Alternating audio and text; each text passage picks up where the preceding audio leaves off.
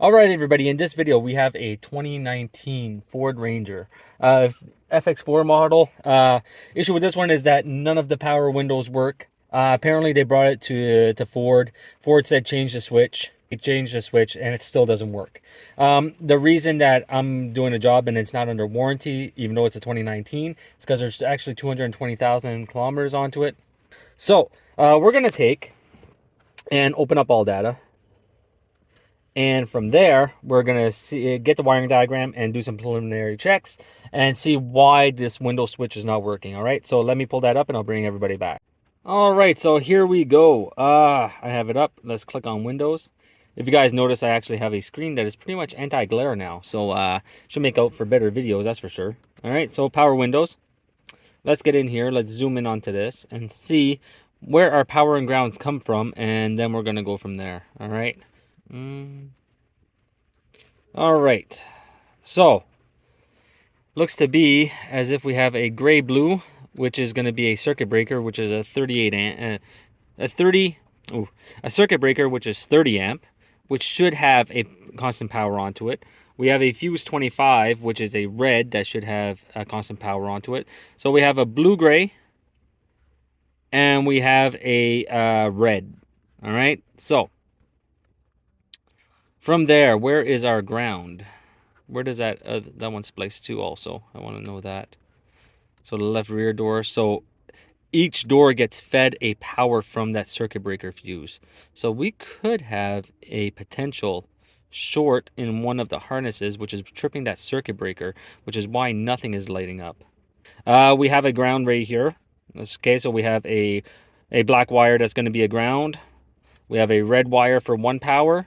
And then we have another power, which is going to be this one, which is this gray blue, for a second power. So I'm going to grab my my trusted test light, and we're going to go check for powers and grounds on this. And yeah, that's going to be the plan of attack on this one. All right. So I'll bring you guys back, and I'll go up to the vehicle because it is raining out right now, and then I'll bring you guys right back. All right, so this is how this vehicle was presented to me. All right, it's all taken apart. So right now I'm on my gray blue wire. As you can tell, my test light is not lighting. I just verified its operation on this red wire that's all the way over in the corner, which is my wire for my main power. I'll give you guys a view of that also. Okay. Very simple. That is working.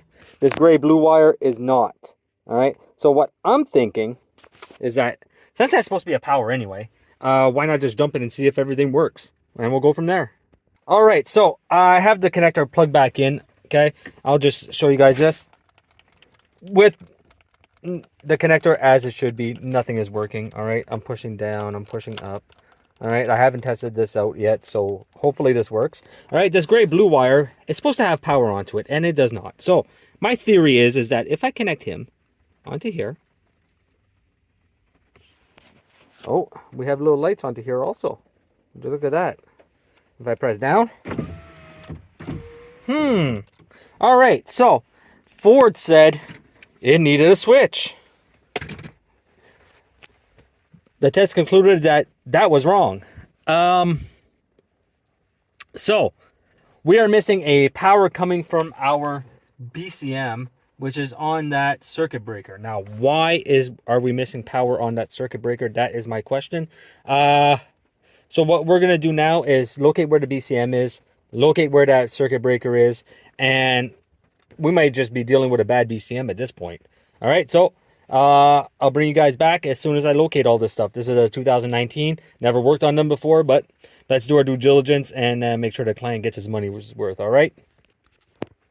All right, so I located the connector coming from the door. Comes from there, comes into this big bulk connector that's right here.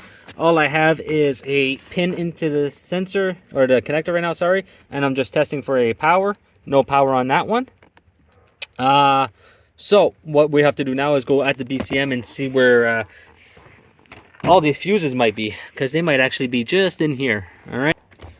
Is this a fuse breaker right there? I have no idea. I'm going to have to locate where this fuse breaker is, and then I'll get back to everybody, all right?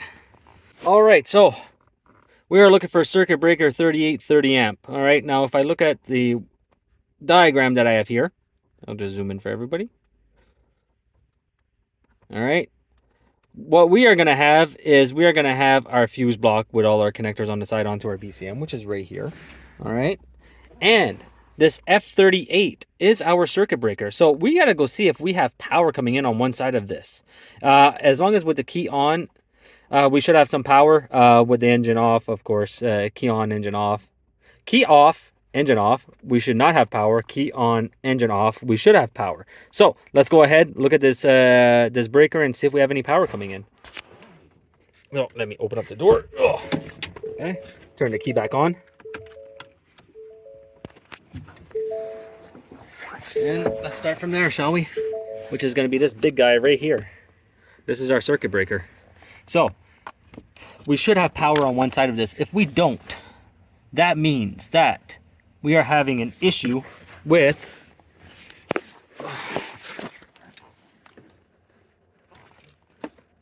and we have power on one side. All right, so if we have power on one side, that means that the circuit breaker is actually tripped.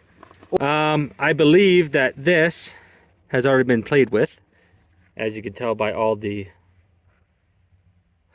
marks onto it. All right, so let's take and do a resistance check on this and see if he's open. All right, so we had power going in. What we have here is our circuit breaker. All right, all we're going to do is do a continuity check onto it, and we have continuity. The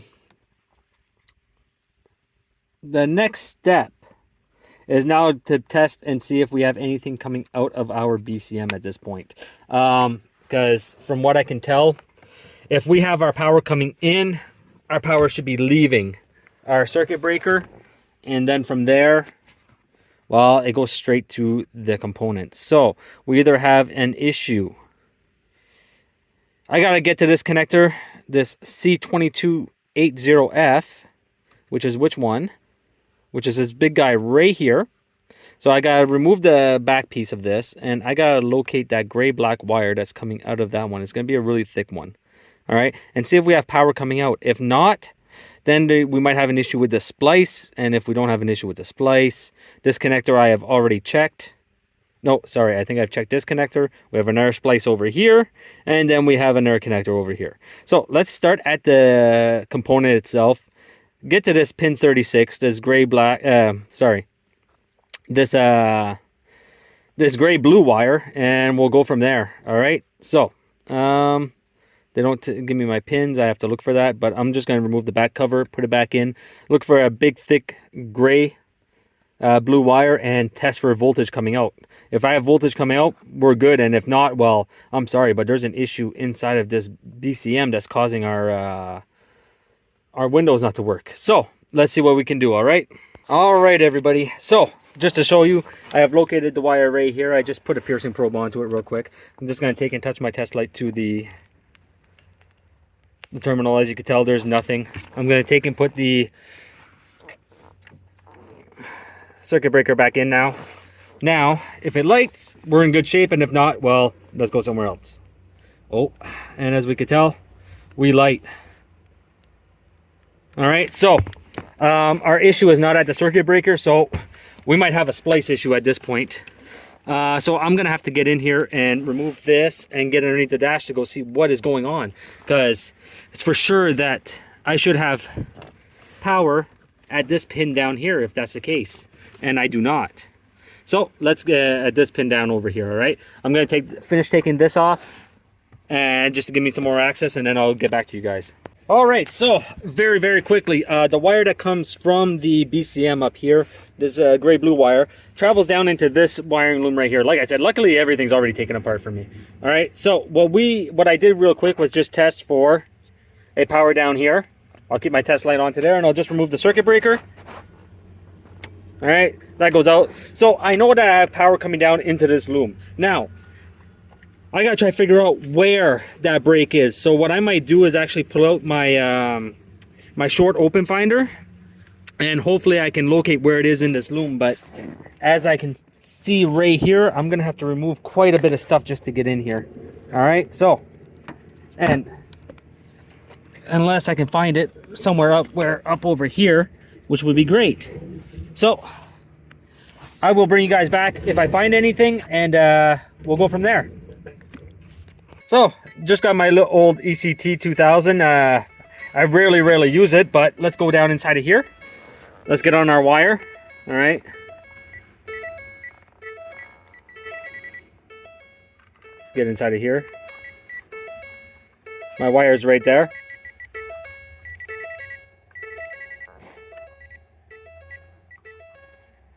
Now there's nothing there and nothing. All right, but I want to show you guys something. I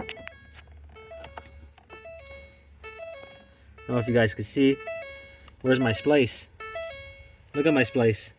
I'm gonna open up this loom and I'll bring everybody right back. All right, all I did was take the loom off. I haven't touched anything yet, but let's go look. Oh boys, guys, look at all that green crusty. So went to Ford. Ford said, oh, it's a switch. Good call on Ford's side, I guess. But I can tell you right now that the issue is not a switch. It's going to end up being these corroded wires. And we're going to take and fix those. And then we're going to go and make sure everything works. All right. So let's do a small wiring repair and I'll bring everybody back. All right. So I'll bring you guys back real quick before I do this wiring repair. Here's the back side of that connector. Hopefully it didn't get to any of the other wiring. But anyway. Like I said, we're going to take and fix this, and this will fix our window issue. I'll bring you guys back once I have everything repaired.